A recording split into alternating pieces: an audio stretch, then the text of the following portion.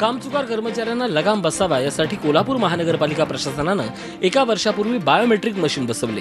असं असतानाही महापालिकेतील अनेक कर्मचारी आओ जाओ घर तुम्हारा या उक्तीप्रमाणे वागत असल्याचं उघडकीस आले। इतकंच नाही तर अशा कर्मचाऱ्यांना महापालिकेतले अधिकारीच पाठीशी घालत असल्याचं आयुक्त पी शिवशंकर यांच्या निदर्शनास आले। त्यामुळे आयुक्तांनी थेट 60 अधिकाऱ्यांना नोटीस काढून याबाबत जाब विचारलाय। त्यामुळे कोल्हापूर महापालिकेतील कर्मचाऱ्यांचं धाबं चांगलंच दण आणलंय। काही कर्मचारी गैरहजर असताना पण त्यांच्या हजर आहे म्हणून तो लिहून सर्टिफिकेट देत आहे।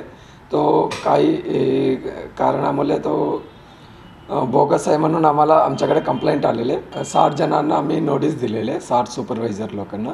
जवळपास 300 पर्यंत कर्मचाऱ्यांच्या बद्दल तसं आहे। महानगरपालिकेतील तब्बल 300 कर्मचारी बायोमेट्रिक मशीनवर हजेरी लावताना हलगर्जीपणा करत असल्याचं आयुक्तांच्या निदर्शनास आलंय। त्यामुळे या कर्मचाऱ्यांचे पगार काढण्यासंदर्भात शिफारस करणाऱ्या अधिकाऱ्यांनाच आयुक्तांनी दणका देऊन या संदर्भात 3 दिवसात खुलासा मागितलाय।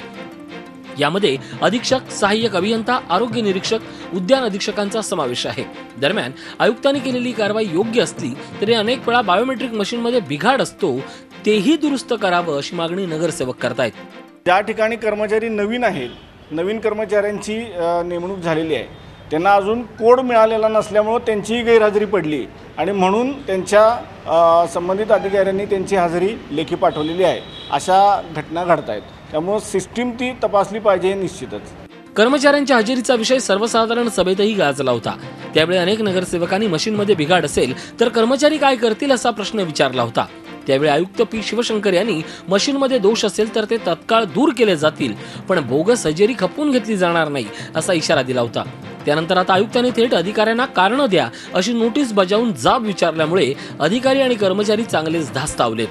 Pratap Naik, Zee media, Kolhapur.